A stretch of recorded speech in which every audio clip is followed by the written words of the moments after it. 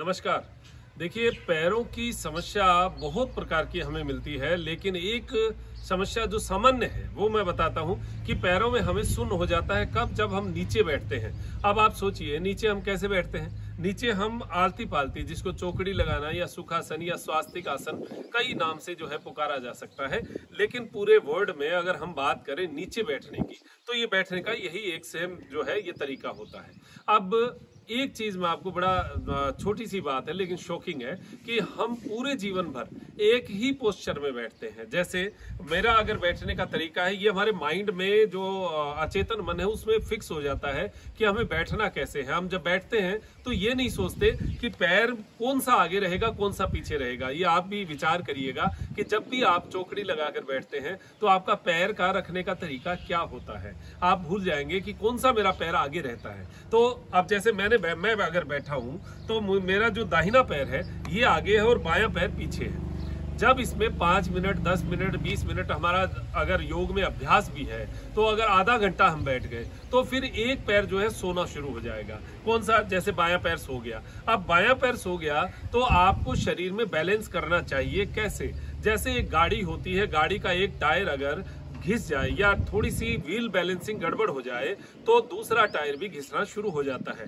शरीर जो है उसी प्रकार बैलेंस से चलता है। हमारा शरीर को बैलेंस करना हमारा एक दायित्व बनता है। अगर आप नियमित योग नहीं भी करते हैं तो आपके बैठने का तरीका आपके पैरों की सुन्न के लिए लागू होता है। दूसरा, कईयों को यहाँ पर ये साइटिका की नस में दर्द, यहाँ पर खिंचाव, ये जो खिंचाव है ये लगातार एक ही पांव पर खिंचाव करने की वजह से कमर दर्द भी हो सकता है जब वायु शरीर में कुपित हो। तो अब इसका इलाज क्या है? इसका इलाज छोटी सी बात है लेकिन गौर करने वाली बात है। जैसे मुझे अगर 10 मिनट बैठना है या मुझे लगता है कि ये मेरा पैर सोने लग गया है, तो आपका देखिए पोस्चर कैसे होगा कि जो बाहर वाला पैर है वो थोड़ा कम खुला हुआ है और ये जो है थोड़ा ज्यादा खुला हुआ है। छोटा जो अंदर वाला पैर है वो कम खुला हुआ है, यानी चिपका हुआ है। अब आपको करना क्या है? केवल अल्टी पल्टी करना है। इस पैर को अंदर करना है, दाहिने को, और बाएं को बाहर करना है। इतना सा करके आप देखिएगा, जब आपकी लगातार सिटिंग होती है और ऐसे बैठ के आप जब चेंज करते हैं तो आपको ब्लड सर्कुलेशन महसूस होगा